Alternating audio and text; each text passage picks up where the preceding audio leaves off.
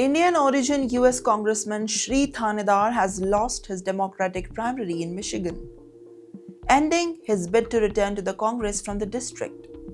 Thanedar was defeated by 34-year-old Donovan McKinney, a progressive Democrat who ran with the strong support from the party's progressive wing. The result means McKinney will carry the Democratic ticket into the general elections, while Thanedar will not be able to contest the seat in the Democratic nominee. Thanedar first won the district in 2022 after heavily self-funding his campaign. But the time in the Congress was marked by the repeated political controversy and growing tensions within the sections of the Democratic Party. Thanedar had originally positioned himself as a progressive, but in 2023, he broke with the Democratic Socialist of the America. Thanedar said that he was leaving the organization, while the local chapter said that he had been expelled.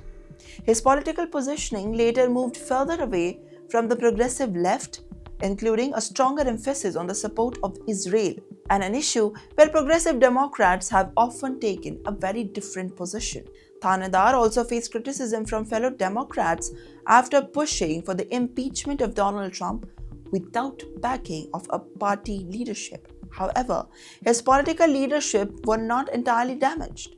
More recently, Thanedar received support from the House Minority Leader Hakeem Jeffries and a senior Democrat.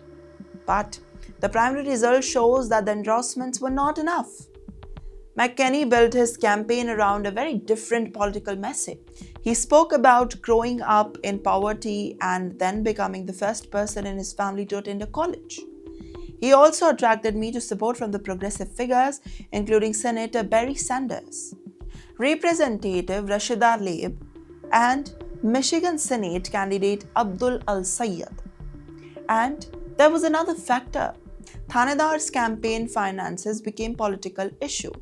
His campaign reportedly lost more than $2 million in his own cryptocurrency investments. He also faced criticism over television advertisement paid for the taxpayers-funded congressional office resources that critics argue that looked similar to the campaign advertisement. And so how does Indian American communities benefited, or whether it's a setback for them? Let's find out. First, Thanedar's defeat show that Indian origin politicians are no longer judged by simply through the lens of representation. Like every other candidate, they are increasingly being judged on the ideology, political alliance, campaign spending, and then the record in the office. And that matters because the Indian diaspora in America is politically diverse. Indian American voters are not one single bloc. Their views differ sharply on the immigration, the economy, the foreign policy, Israel healthcare, and then the role of the government. Thanedar's defeat also highlights a broader trend inside the Democratic Party. The progressive voters are increasingly willing to challenge the established incumbents. And for Indian American politicians' representation, this message is clear. Winning office may be difficult, but maintaining the political support can even be harder. And as more Indian origin politicians even support the US politics, their political identity may open its door, but their policies, alliances, and performances will ultimately decide whether they stand here or not.